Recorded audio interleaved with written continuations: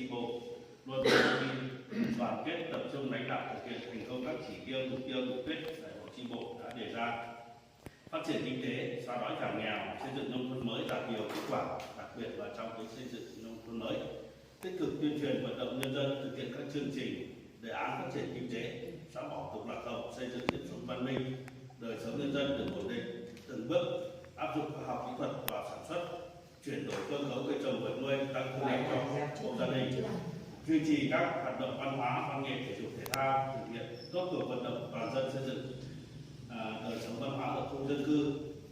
Nhân dân luôn tin tưởng vào sự lãnh đạo của Đảng, kinh tế, văn hóa xã hội phát triển, quốc phòng an ninh chính trị luôn được giữ vững. Thay mặt Ban Thường vụ Đảng ủy, tôi xin nhiệt liệt chúc mừng, biểu dương những thành tích của chi bộ và nhân dân thôn Xá Xéo Tỉ trong nhiệm kỳ qua.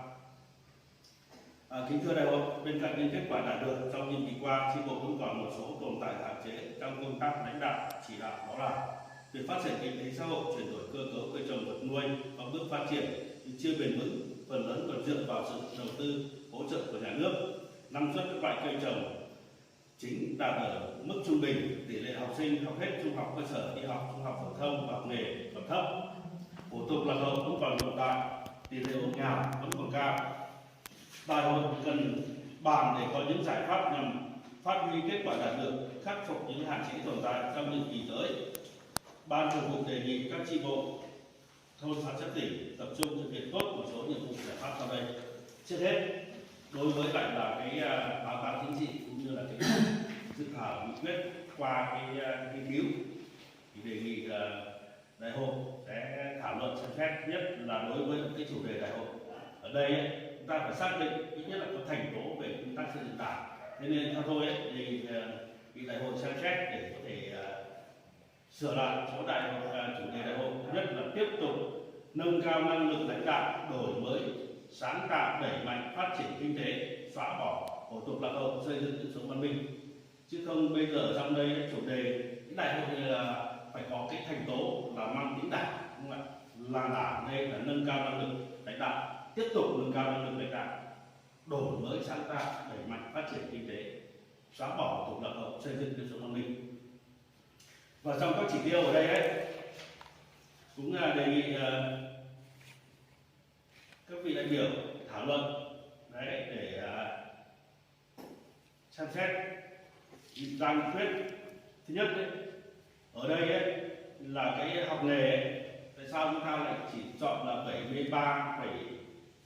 73,7% trở lên cái học sinh trung học cơ sở đi học cho học thông, ta lấy số 70 theo cái nghị quyết của Đảng bộ xã, ở ai cũng lên cho, rồi lại phấn đấu hoàn thành 2 hộ trở lên thực hiện cải tạo vườn tạp phát triển kinh tế hộ. Đây là cái phần 2 hộ này là nguy kế, chứ không phải 2 hộ chúng ta trong nhiệm kỳ trước chúng ta đã thực hiện 2 hộ rồi, đúng không? Một hộ là điểm rồi giống lầu ấy, đúng không? Xình cái lầu ấy, dùng cái lầu này, đấy. Thì cái đấy phải xem xét, đấy là chúng ta ghi là tiếp tục phấn đấu là thực hiện là 2 hộ trở lên thực hiện cải tạo vườn tạp. Rồi cái tỷ lệ hộ gia đình được sử dụng tỷ lệ quốc gia chỉ tiêu này bỏ. Chi bộ làm ở đâu? Cái điện này phải đầu tư từ tỉnh, từ trung ương, cả huyện, xã chưa làm được, nên là đưa vào cũng chỉ là cái hình thức, đúng không? Bỏ. Rồi cái 12 nữa, tỷ lệ nước sử dụng nước hợp vệ sinh như vậy, cái này ta làm chương trình hỗ trợ bể nước rồi là chương trình cấp nước. Chi bộ có làm được không? Lãnh đạo lấy tiền đâu mà làm, nên bỏ, đúng không? Chỉ tiêu này có xác thực đâu. Đấy, cái là chúng ta bàn, cái chúng ta phải lãnh đạo chỉ đạo và tuyên truyền vận động nhân dân thực hiện trong nhiệm kỳ tới. Chúng ta không phải nói chơi đâu. Rồi tỷ lệ lao động qua đào tạo, đấy, xem lại xem cái chỉ tiêu 50% là nghị quyết của Đảng bộ xã đã đưa rồi, bên ta thấp hơn, chúng ta thực hiện gì? Đây như này để tính nâng lên. Rồi lại là cái kết nạp đảng viên mới cũng xem trong 3 năm về chi bộ ta kết nạp một đảng viên thôi thì có nên nâng lên không? Đấy. Nếu không nâng lên thì bây giờ các chi bộ không nâng lên là không hoàn thành được nhiệm vụ của đảng bộ xã đâu. Đấy.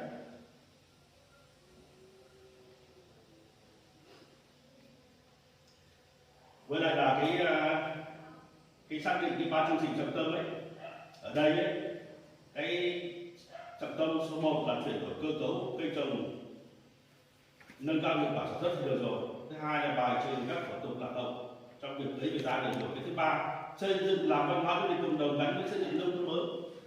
Đây ta có làm văn hóa không? Đúng không? Đấy, nên sửa đấy.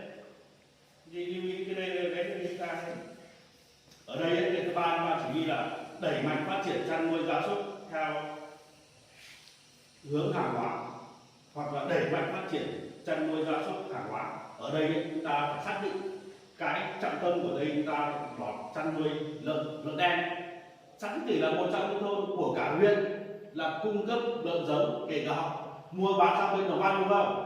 Kể cả lợn đen thì đến nữa chúng ta phải tập trung vào đẩy mạnh phát triển đây. Chúng ta có tiềm năng, có lợi thế để phát triển là chúng ta tập trung vào đi. Đấy là cái thực tế. Đấy, trong năm vừa rồi nếu mà báo cáo đánh giá chi tiết hơn, đánh giá xem bao nhiêu hộ phát triển chăn nuôi như này ở 6 tỉnh. Một là phát triển chăn nuôi, và chăn nuôi ở đây chủ yếu là con lợn chứ không phải là gia súc.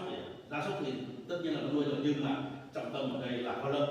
Đấy, bao nhiêu mô hình đây thực hiện rất hiệu quả, để tăng cái hộ cái lên nuôi lợn lên, đúng không? Đấy, chúng ta phải xác định trọng tâm cái đây là cái để chúng ta làm, chúng ta để xây dựng cái làm hóa những cộng đồng ở đâu. Làm gì có trong 3 năm chúng ta sao xây dựng được.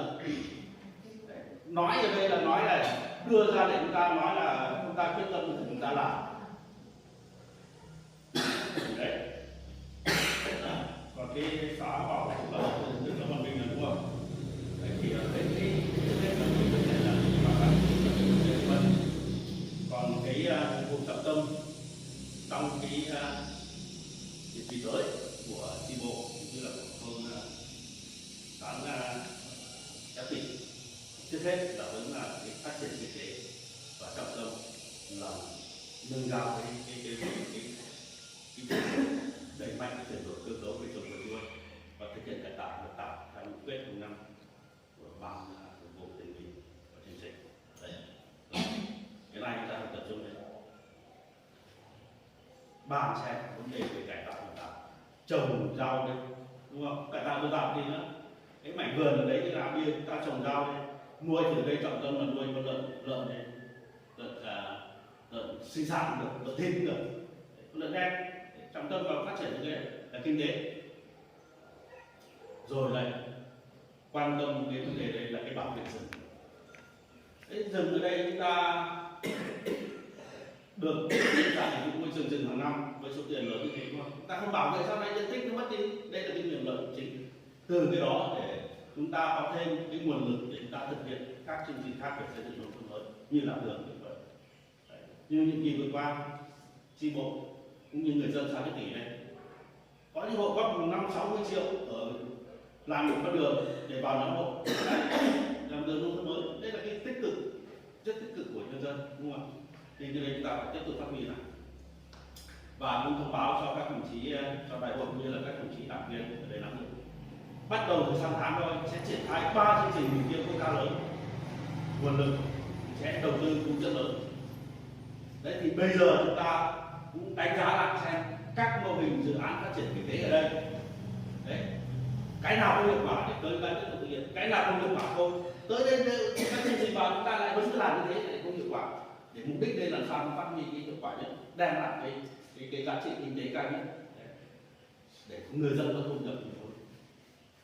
3 cái chương trình nhất là cái chương trình về xóa đói giảm nghèo bền vững. Cái này không phải là mới, thế nhưng tại sao lại nhìn nó mới? Tại vì cái giai đoạn của 2016-2020 hết rồi, bắt đầu thực hiện của 2021-2025. Đấy, nó là giai đoạn mới và hiện nay đang phân bổ cho các địa phương, các xã, và tới đây nếu mà phân bổ rồi thì xã sẽ lần từ thứ tự thôn trở lên, với quan điểm là lần từ thôn trở lên cái mô hình dự án sinh kế. Đấy, chúng ta là bàn cái đấy xem bây giờ chúng ta đánh giá về trong chăn nuôi để trồng trọt cái gì là cái là hiệu quả nhất để chúng ta triển khai thực hiện. Cả huyện cấp cho 1.900 tỷ cho mình huyện Ba Cách. Đấy, không ít đâu, mỗi xã chắc được vài tỷ. Đấy. Thì từng cái này là rồi chương trình thứ hai là chương trình xây dựng nông thôn mới. Đấy, lại tiếp tục có những nguồn lực để hỗ trợ. Đấy, thì những tuyến đường ở đây bảo đảm hộ, rồi lại là những đường đi ra gọi là ra nương ấy, đấy, để chúng ta thuận lợi cho vấn đề đi sản xuất, để canh tác như ấy, gọi là đường nội đồng ấy. Chúng ta tiếp tục làm rồi vì ban giám thị làm tốt, chúng ta tiếp tục tập trung vào này. Và cái chương trình thứ ba là cái mới là chương trình phát triển vùng đồng bào dân tộc miền núi. Cái này là cái mới, vừa mới có đề án thế rồi, thì tất cả huyện đồng bào đây đều là vùng đồng bào dân tộc thiểu số cả, chúng nó giám đốc nghỉ về rồi. Thì tới cái triển khai cái chương trình này, thì chúng ta bàn xem về những cái nào chúng ta còn cái khó khăn hạn chế đấy, và do chưa có nguồn lực, nếu chúng ta muốn làm thì tới đây chúng ta phải xác định cụ thể đấy, để chúng ta nếu có nguồn lực chúng ta sẽ làm để làm sao nó hiệu quả nhất. Thì đấy là cái ba chương trình mục tiêu. Và một cái nữa đó là cái về xóa bỏ tục lạc lõng. Xã cũng đã chọn chi bộ, xã Trư Tỷ là chọn chi bộ điểm trong tuyên truyền vận động xóa bỏ tục lạc lõng, và cũng lựa chọn dòng họ Sùng, đa số ở đây xã Trư Tỷ đây cũng đã gặp mặt ở dưới xã rồi, đúng không? Ra mắt dòng họ rồi, ký cam kết rồi để xóa bỏ tục lạc lõng. Thì cái này chúng ta phải tập trung tuyên truyền vận động cho người dân, đặc biệt là trong cái việc khám tạo học sinh đi học, rồi vấn đề y tế tiêm chủng rất khó khăn. Đấy, thì bệnh đấy y tế chưa nói là đi khám thai thường xuyên để phụ nữ có thai, đi sinh đẻ ở cơ sở y tế này, những người tiêm đấy rất khó khăn. Rồi cái thủ tục lao động không như hôm vừa rồi đấy, theo báo cáo có đứa trẻ mất cũng được 7 ngày thôi, mất để hơn 2 ngày. Đấy, thì chúng ta tuyên truyền vận động là điểm ở đâu, dòng họ thực hiện như nào. Chúng ta phải thay đổi cái đây thủ tục, mà cái này tỉnh huyện chỉ đạo rất quyết liệt cho dân. Đấy cũng thông báo cho công chí đảng viên ở đây nắm được hôm vừa rồi ấy, Sùng trình báo cho công để biết, nguyên là chủ tịch ủy ban mặt trận tổ quốc huyện, anh trai của anh Sùng Minh Hề trước đây là phó chủ tịch, bây giờ là chủ tịch ở Yên Minh, chết rồi sau bí thư tỉnh chỉ đạo trực tiếp anh Thảo Hồng Sơn phó bí thư tỉnh lên chỉ đạo, rồi sau cho báo cáo. Đấy, rất quyết liệt. Không, nếu mà không gương mẫu là xử lý luôn, cán bộ đảng viên trước hết là phải gương mẫu thực hiện. Và cái nghị quyết nói đó. Đấy, nên cái này chúng ta tập trung vào cái vấn đề tuyên truyền vận động ra làm sao để thực hiện tốt như này.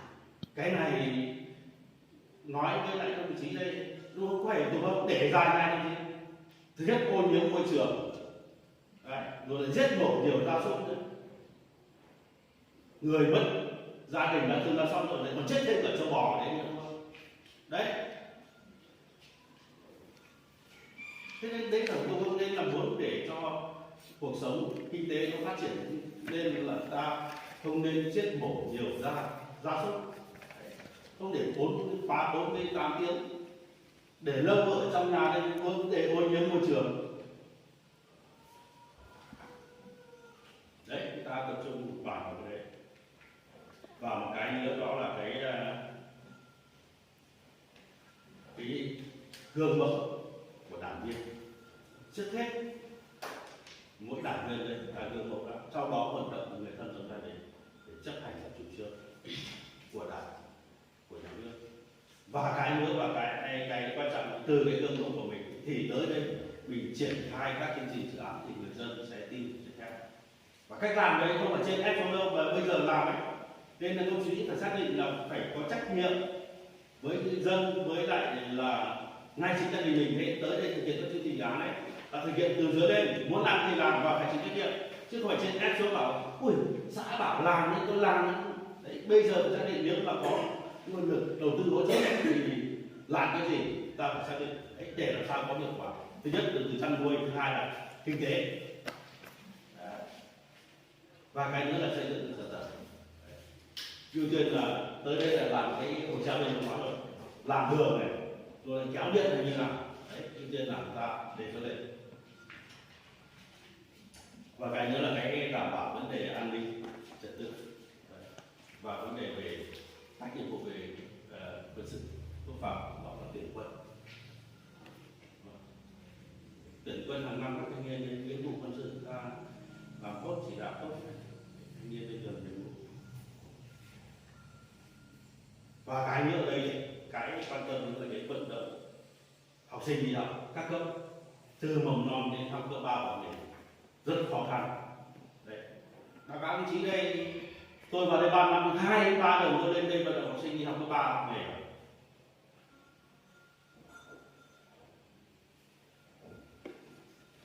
Gặp từng anh, gặp từng gia đình rồi. Đấy thì cái này là cũng phải quan tâm. Nhưng báo cáo đồng chí thì trong cái đại hội hôm nay còn một nhiệm vụ rất quan trọng nữa, đó là bầu ra ban chỉ huy mới, bầu bí thư, phó bí thư.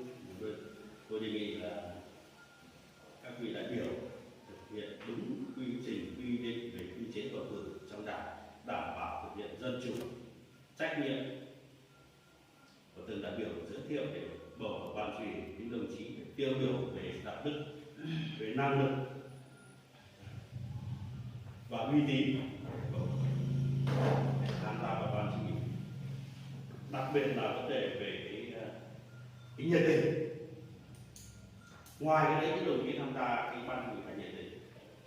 Thứ nhất, tham gia các hoạt động. Thì đồng chí bầu vào đấy rồi, cũng là đồng chí kể cả bí thư, phó bí thư, đúng không? Đi họp cũng tham gia họp, rồi lên làm việc và đi triển khai việc nọ việc kia cũng không muốn tham gia. Thì những đặc biệt là lựa chọn những đồng chí là có cái tinh thần trách nhiệm là quan trọng. Để tí nữa đồng chí sẽ bầu ra ban chủ nhiệm, bầu bí thư.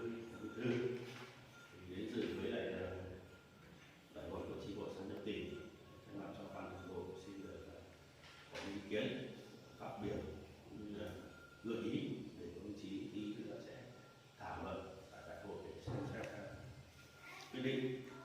Cuối cùng là thay mặt cho ban thường vụ đảng ủy, những cái cá nhân tôi xin chúc các đồng chí từ đại hội được chúc sức khỏe và chúc đại hội thành công tốt đẹp.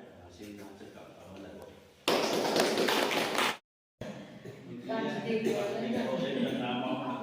Các đồng chí là không tặng hoa chúc mừng đâu, có thì trước mắt cái này là cho anh kinh tế, quả đây là có những chi phí.